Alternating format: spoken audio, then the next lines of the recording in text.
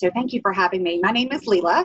If the accent hasn't given it away, I live in Atlanta, Georgia, here in the state. So I'm in the deep South. I have been a full-time entrepreneur now since 2003, which makes me feel very old.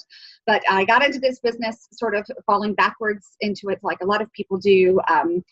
Found a hobby, turned it into a business, and bootstrapped it from nothing. At the time, I was a single mother with 2 small little girls, and built the business into about 1,500 wholesale accounts all around the world, distributorships in the EU and all throughout Arabia, Scandinavia, Korea, that sort of thing. So we had tremendous success that I never could have predicted and was hard to manage, but also a lot of fun to manage.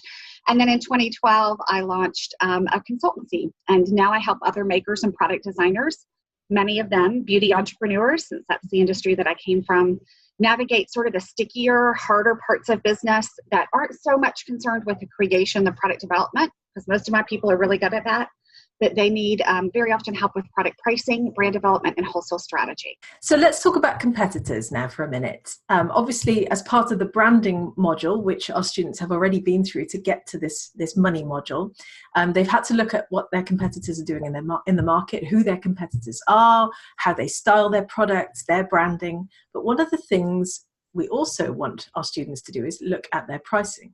So why is it so important to analyze what your competitors are doing with their pricing in order to set your recommended retail price? This is juicy stuff. This is, to me, where it gets really, really interesting. So I love that you all teach your students to have a sense of awareness about the marketplace, because a lot of us, I think, are really prone to that tunnel vision of just doing what we do. And we've got to take the blinders on. We don't want to become obsessed with our competition, because then that's energy that we're investing in their businesses that we need to keep in our business. But we've got to be attuned to them, and we've got to, understand who we're actually in the ring with. And so understanding who we're in the ring with and paying attention to their pricing yields a whole host of benefits for brands.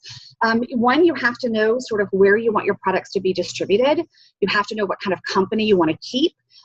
If you were trying to get into Nordstrom and you're doing that with $10 face cream, Nordstrom doesn't sell $10 face cream. So it's interesting, because I think in the brand development process, a lot of us sort of skip over thinking about where the products will live out in the wild, what our distribution will look like.